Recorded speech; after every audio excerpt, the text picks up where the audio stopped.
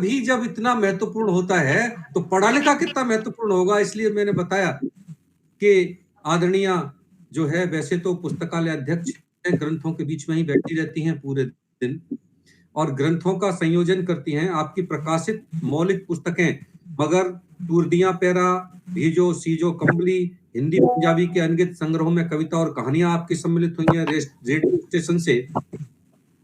पिछले 3 दशकों से आप कविताएं पढ़ रही हैं।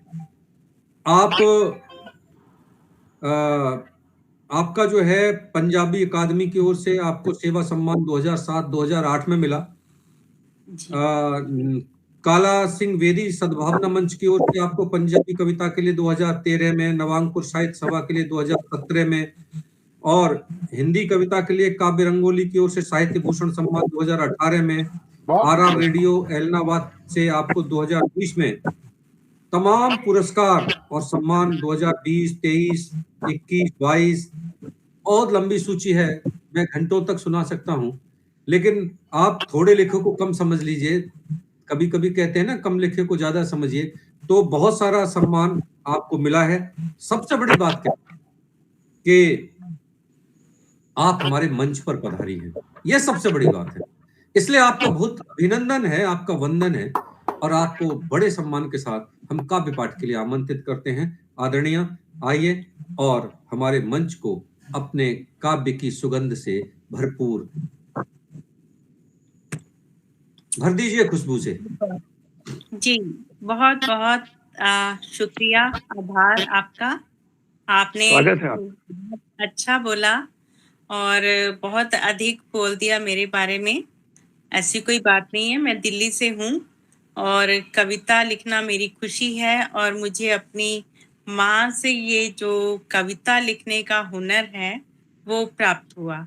वाह वाह वाह, क्या बात है, क्या बात है, बहुत अच्छे, बहुत तो अच्छे। उन्होंने ही मुझसे कहा कि आप भी लिखा करो।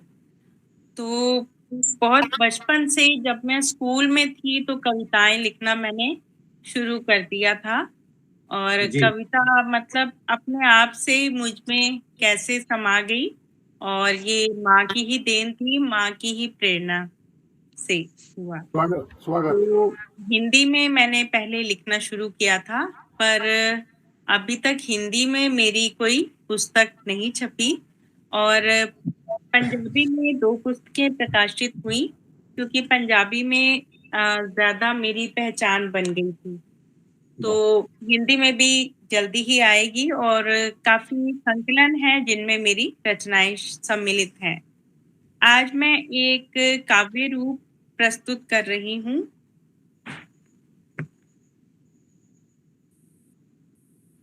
जिंदगी की नब्ज की रफ्तार से हैरान है वो। जिंदगी की नब्ज की रफ्तार से हैरान है वो। सुहानी धूप सा खुशनुमा इंसान है वो।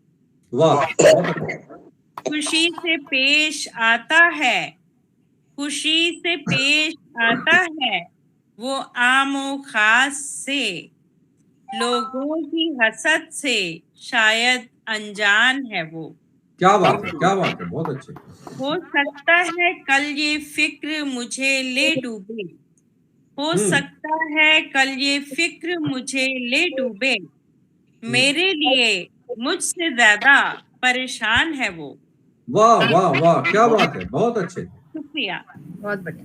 सदाकत ओ सलीके का, सदाकत ओ सलीके का वो एक गहवारा। पुराने चावल सा बेहतरीन इंसान है वो। पुराने चावल, वाह वाह, बहुत सुंदर, बहुत सुंदर। सदाकत ओ सलीके का वो एक गहवारा।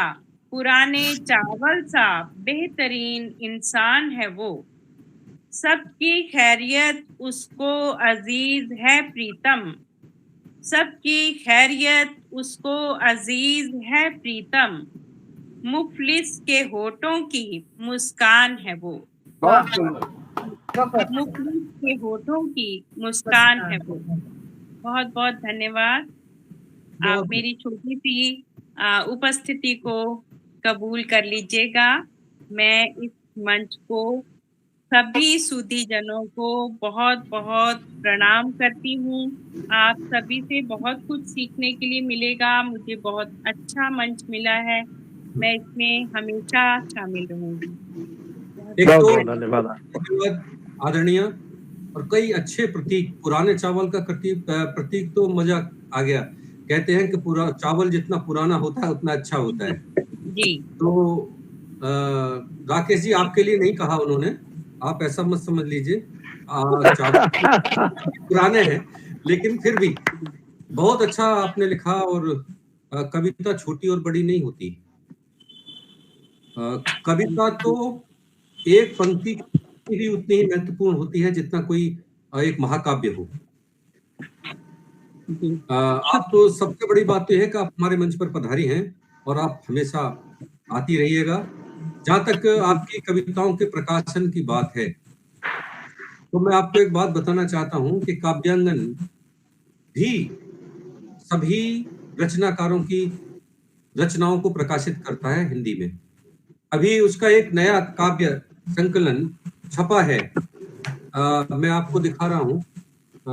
ये शब्द साक्षी है, और इसका लोकार्पण 21 नवंबर को दिल्ली में ही है। तो मैं चाहूंगा कि आप आइए, पधारिए उस कार्यक्रम में। अगर आप दिल्ली में हैं तो अच्छा जी लगेगा। जरूर जरूर, खुशी तो होगी जी। इसमें 31 रचनाकारों की रचनाएं सम्मिलित की गई। बहुत और बहुत जुड़े रचनाकारों से मैं निवेदन भी कर रहा हूं